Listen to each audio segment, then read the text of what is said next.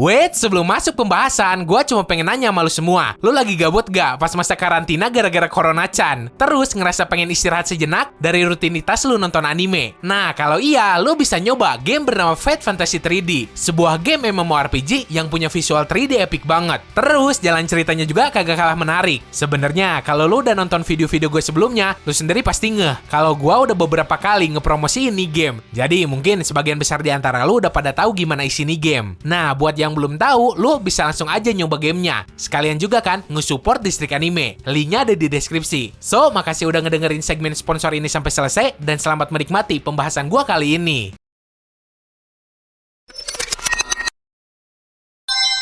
Gua yakin lu sendiri pasti udah pada ngerasa pengen muntah kan? Karena coba lu bayangin, gimana rasanya lu terus-terusan direkomendasiin anime-anime yang berpuluh atau bahkan beratus kali lu denger atau tonton. Nah, karena alasan tersebut, gua ada di sini buat ngasih lu rekomendasian anime-anime yang gak banyak orang tahu. Sekalipun ada yang pernah nonton, gua jamin tuh orang nolep kayak gua.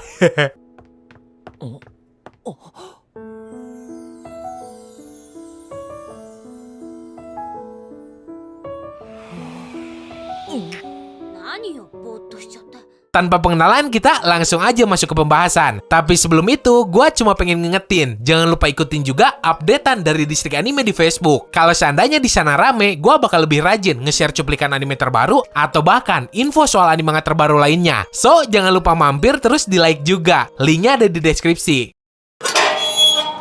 Nomor 1, Gino Saji, tayang perdana Summer 2013. Bacon? あなた、ユーゴがベーコン送ってきたわよ。こんにちは。ホットドッグものです。やっぱり。 Hidup dalam kestagnanan emang ngebosenin. Sama sekali kagak ada tantangan lah, hal baru, dan kita dipaksa buat ngelakuin hal yang sama berulang-ulang, kayak robot yang kagak punya pikiran. Nah, hal ini disadari sama seorang cowok bernama Yugo Hachiken. Sama kedua orang tuanya, terutama babehnya, si Hachiken ini dipaksa buat belajar terus, supaya kelak bisa masuk Universitas Tokyo. Dan sering banget dibanding-bandingin sama kakaknya yang udah duluan masuk. Emang, buat jaminan masa depan, hal itu tuh emang bagus. Tapi lama-lama, jiwa si Hachiken juga jadi ngeberontak. Dan setelah lulus SMA, doi mutusin buat pergi jauh dari kedua orang tuanya dan sekolah di SMA khusus pertanian. Di tiap episodenya, lu bakal dikasih lihat perjuangan si Hachiken sekolah di sana dari nol.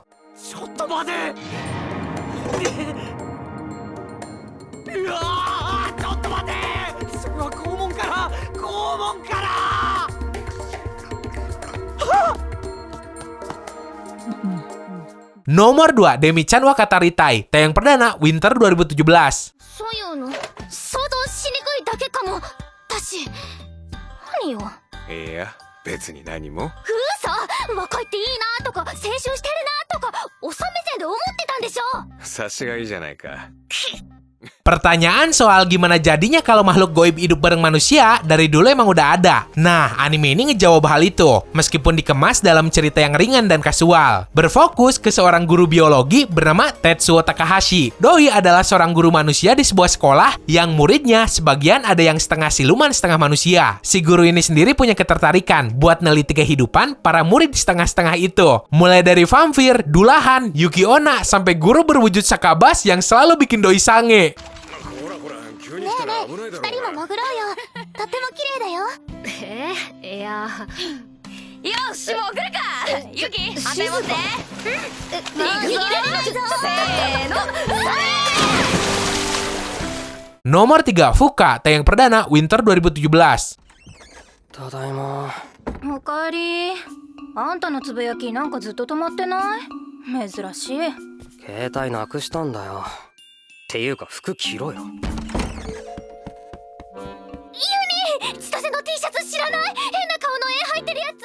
Anime yang endingnya sempat nimbulin perdebatan. Ceritanya diawalin sama adegan klise di mana si tokoh utama secara kagak sengaja nabrak seorang cewek yang nantinya jadi heroin utama nih cerita. Mungkin karena kekelisean tersebutlah banyak banget yang kagak suka sama nih anime. Tapi ya kalau menurut gua sih ceritanya masih layak buat diikutin. Lagian masih seru juga. Berfokus ke para murid SMA yang ngebentuk sebuah band. Setelah band itu lumayan dikenal, malah vokalisnya doang yang diajak buat rekaman di sebuah label. Jadi ya band itu terancam bubar. Padahal udah banyak banget hal yang terjadi ketika proses pembentukan band itu.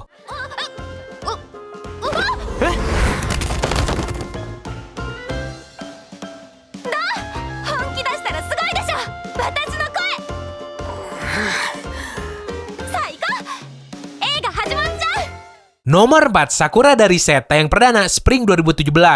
わかりました。ちょっと待って。記憶はとても強い力を持っているんだ。もしかしたら春樹の人格を歪めてしまうかもしれない。歪むと何か問題がありますか？わかりました。問題があったらリセットしましょう。Kei Asai, seorang cowok yang tinggal di sebuah kota yang terletak di pesisir laut bernama Sakurada. Kota tersebut diisi dengan berbagai penduduk yang punya kekuatan super. Nah, nih cowok salah satunya. Doi punya kekuatan ingatan fotografi yang bikin nih orang bisa ingat setiap detil hal yang dirinya alamin. Terus ada teman sekolahnya yang bernama Haruki Misora. Kalau nih cewek punya kekuatan buat ngeriset waktu, tapi efek sampingnya ingatan si cewek juga ikut keriset sampai ke titik di mana Doi nge-save. Si Asai bareng nih cewek ngekombinasiin kekuatan mereka buat ngungkap rahasia sebenarnya dari kota Sakurada. 君に好きだと言われたのはこれで2回目だ。一度目はいつですか？もうすぐ君はあの日を思い出すよ。準備はいい？はい、お願いします。 Nomor 5, Uchoten Kazoku, tayang perdana Summer 2013. そんな意地悪を言うでない。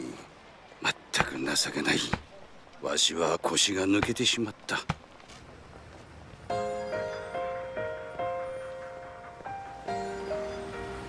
Menurut ceritanya, dari dulu Kyoto udah dihuni berbagai kawanan siluman rakun sama Tengu. Kedua makhluk ini jadi semacam keberadaan yang disembah. Tapi sayang, meskipun disembah, para siluman rakun itu punya takdir buat dimakan manusia demi sebuah ritual. Sedangkan di pihak Tengu malah jadi kayak dewa. Nah, Uchoten Kazoku ini berfokus ke sebuah keluarga rakun yang bertahan hidup supaya kagak dimakan manusia dan ngelayanin para Tengu. Gue inget banget Jir, dulu nih anime itu jadi peneman gue sebelum tidur. バカは風邪をひかぬというけれども、アホは風邪をひくんだな。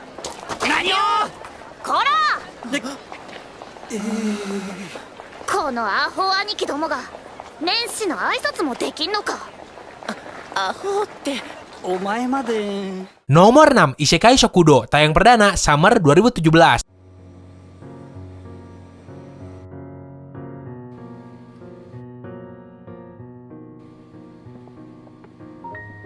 お待たせしました。ビーフシチューです。 Meskipun bertema isekai, lu jangan berharap bakal ngeliat cerita penuh battle ataupun karakter yang pada overpowered. Di cerita isekai kali ini cuma nyeritain tentang sebuah restoran barat bernama Nekoya yang selain terkenal di Tokyo, ternyata restoran ini juga bisa ngelakuin perjalanan ke berbagai dunia lain lewat sebuah pintu antar dimensi mirip Doraemon yang terhubung ke berbagai tempat. Mulai dari dunia yang dihuni manusia kadal, dewa naga, iblis, kurcaci, dan makhluk supranatural lainnya sering banget mampir dan makan di restoran ini. じゃあ遅くなったが飯にするか。晩のまかないはバター醤油の焼きおにぎりと豚汁に、そうだな、だし巻き卵くらいでどうだ。ありがとうございます。食べます。 Nomor 7, Kino no Tabi, tayang perdana Spring 2003.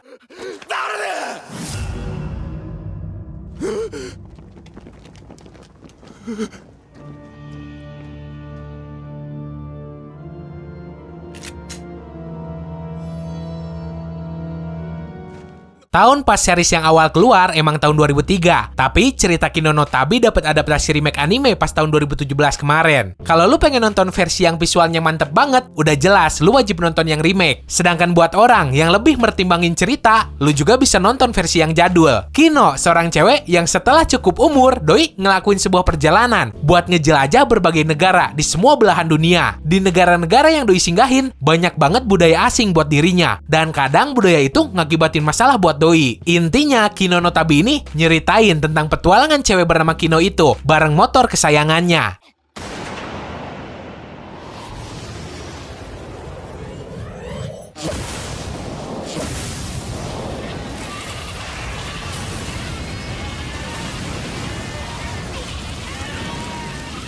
Nomor 8, Hinamatsuri, tayang perdana Spring 2018. やってやるよ。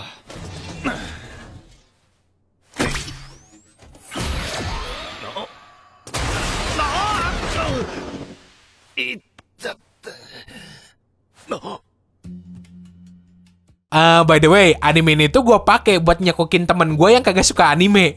Anehnya tuh orang malah suka anjir. Giliran gue kasih anime macam ReZero mah kagak doyan. Rata-rata anime underrated emang genrenya kasual semua, termasuk Hinamatsuri ini. Emang buat sebagian orang yang demen action, pasti malah bosan pas nontonnya. Tapi buat lo yang seandainya tertarik sama tontonan yang nyantai, lo bisa nonton anime. Cerita diawali sama datangnya seorang cewek bugil di dalam kapsul yang tiba-tiba muncul di rumah seorang yakuza. Ternyata si cewek ini bisa dibilang senjata pembunuh massal berbentuk manusia dari masa depan. Tanpa tahu apa-apa, si yakuza itu malah ngeadopsi tuh cewek jadi anak asuhnya. これってもしかしてヒナが来た時のやつか？ねえ、ニタ。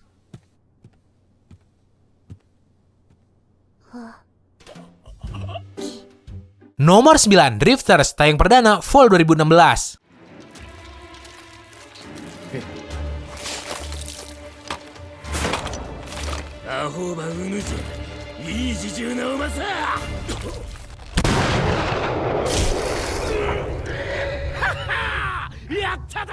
Konsep ceritanya mirip kayak Fate series. Jadi, berbagai pahlawan dari berbagai era dipanggil ke suatu tempat. Bedanya, di Drifters, para pahlawan itu masih dalam keadaan hidup. Sedangkan kalau di Fate kan udah pada berbentuk roh. Nah, terus di dalamnya anime, para pahlawan itu dipanggil bukan buat berebut cawan suci, tapi buat ngelindungin sebuah dunia yang terancam hancur. Sama para pahlawan lain yang ngebangkang, yang malah punya tujuan buat ngehancurin seluruh dunia. Buat sebagian orang, emang gaya visualnya tuh terbilang aneh. Dan mungkin hal itulah yang bikin anime underrated banget.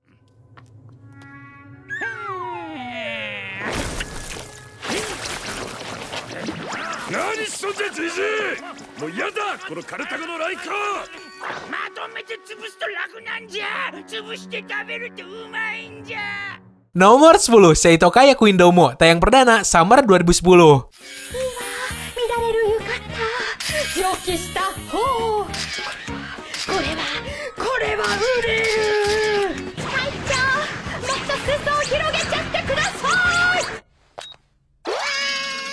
Kalau lu direkomendasiin anime ecchi, pasti yang muncul tuh High School DxD, To Love Ru, atau bahkan Trinity Seven. Jarang banget kan ada yang ngerekomendasiin anime. Kenapa? Karena Seitoka Yakuindomo bukan cuma sembarang ecchi. Yang kualitas ecchinya tuh cuma sebatas ngasih lihat cangcut atau pentil nenen doang. Di dalamnya anime lebih berfokus ke candaan verbal ditambah visual. Sampai disisipin juga sama sex education. Bahkan nih anime tuh sempat jadi maskot buat festival kedewasaan di Jepang. So, Seitoka Yakuindomo nyeritain tentang apa sih? Ceritanya berfokus ke kumpulan anak OSIS di sebuah sekolah. Awalnya OSIS itu cuma terdiri dari 3 orang anggota dan semuanya cewek. Sampai suatu saat muncul seorang siswa cowok yang pengen masuk. Si cowok itu juga awalnya ngira kalau anak OSIS pasti isinya terpelajar semua. Nyatanya cewek-cewek itu otaknya pada mesum semua. Tapi jangan salah, si cowok di sana bukan buat ngeharem, melainkan jadi tukang nyeramahin para cewek itu. 二人とも何か食べたいもの。